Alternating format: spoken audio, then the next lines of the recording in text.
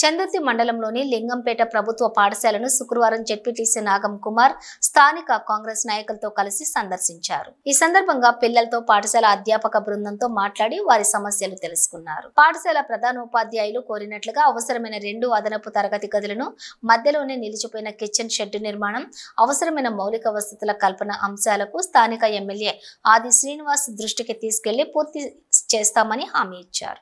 పిల్లల బంగారు భవిష్యత్తుకు ఉపాధ్యాయులు కృషి చేయాలని, మండలంలోని విద్యార్థులు జిల్లా స్థాయిలోని రాష్ట్ర స్థాయిలో ప్రతిభ కనబర్చి మండలానికి మంచి గుర్తింపు తీసుకురావాలని సూచించారు. ఈ కార్యక్రమంలో బండారి శేఖర్, కాంగ్రెస్ నాయకులు పాల్గొన్నారు.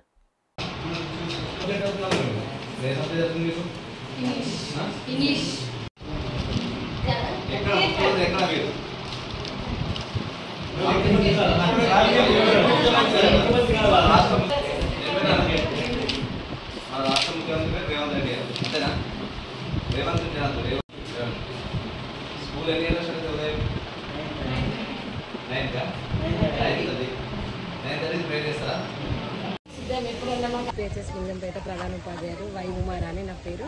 మా పాఠశాలకు జెడ్పీటీసీ నాగం కుమార్ గారు రావడం జరిగింది. మౌలిక వసతులను పరిశీలించిండ్రు.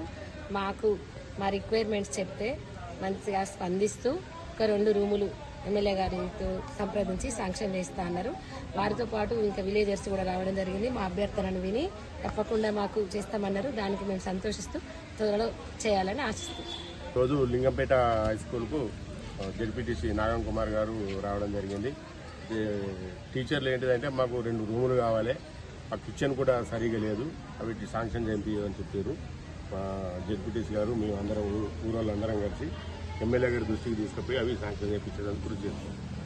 చందుర్తి మండలంలోని లింగంపేట గ్రామంలో జిల్లా పరిషత్ స్కూల్లో ఈరోజు లింగంపేట మేము ముఖ్య నాయకులందరం కలిసి జిల్లా పరిషత్ స్కూల్కు రావడం, గౌరవ హెచ్ఎం గారిని మిగతా ఉపాధ్యాయులను మేము కలిసినప్పుడు ఈ స్కూల్లో మంచి వాతావరణం ఉంది, పిల్లలు బాగున్నారు, పిల్లలందరూ ఉదయం నుంచి సాయంత్రం వరకు బాగుంటున్నారు, బాగా చదువుతున్నారని వారు చెప్పినప్పుడు వారు ఉపాధ్యాయులు మేడం చెప్పిన విధంగా మా స్కూల్లో 2 అదనపు తరగతి గదులు కావాలి, గదుల కొరత ఉందని వారు చెప్పినప్పుడు తప్పకుండా మేమందరం కలిసి గౌరవ ఎమ్మెల్యే గారికి, ప్రభుత్వ ఆదిశ్రీనివాస్ గారికి దృష్టికి తీసుకెళ్లి తప్పకుండా వారు కోరిన అదనపు తరగతి గదులను నెరవేర్చడం కోసం ప్రయత్నం చెప్తామని చెప్పడం